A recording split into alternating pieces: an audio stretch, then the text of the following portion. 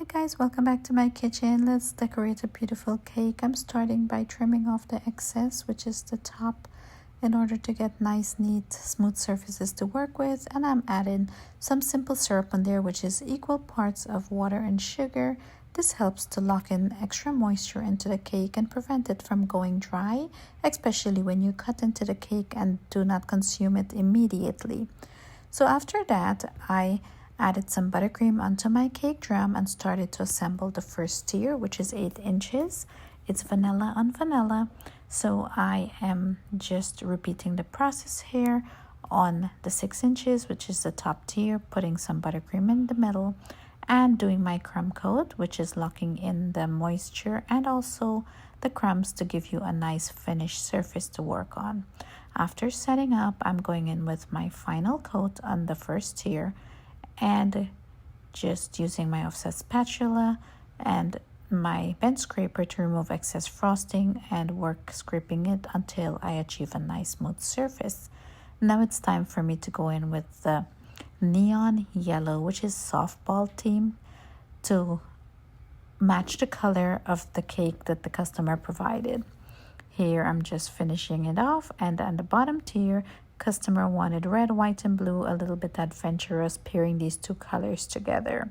I was very skeptical at first, but it looked really beautiful. Now it's time onto the topper.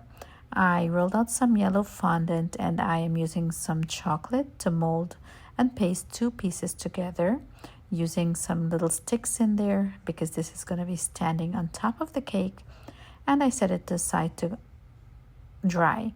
Now I am just moving on to making those other little balls that's going to go around the circumference of the top tier. Now on to molding the name of the birthday girl, just ensuring that the letters all fit across the topper that I have and the number for her age.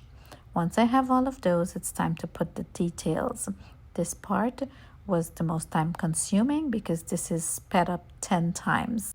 Using some red fondant, I rolled out a thin piece, and here I'm just using it to create the stitch onto the ball, and just putting each pieces one by one and then tying it all together by using a full length.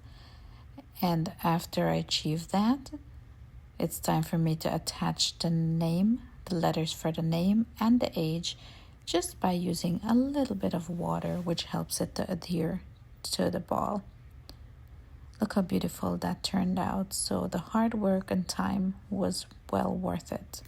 Then after I put it together, I set it aside to harden up and get on with adding the red lace onto each one of the other balls, which is going to be lining the top of the cake.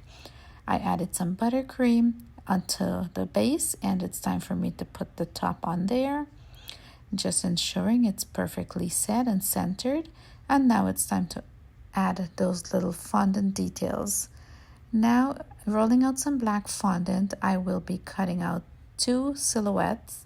One is going to be the bat and the other is going to be the image of a little girl holding the softball bat. And this part is also time consuming because I have to be very gentle to ensure that I don't lose any of the little details while carving that out, particularly when it comes to the hair and the face. So that went successful. I gently pick it up, put it to the side to dry up, and it's time to assemble. I added a little bit of water to the images and then attached them, ensuring they're all aligned perfectly.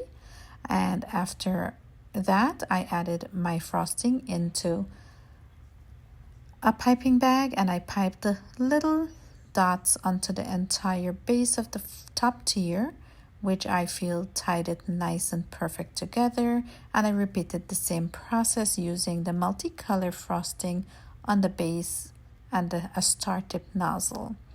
And then I added the topper, which was nice and hard at this point, and there you have it, beautifully put together and finished. I added some stitch detail as well.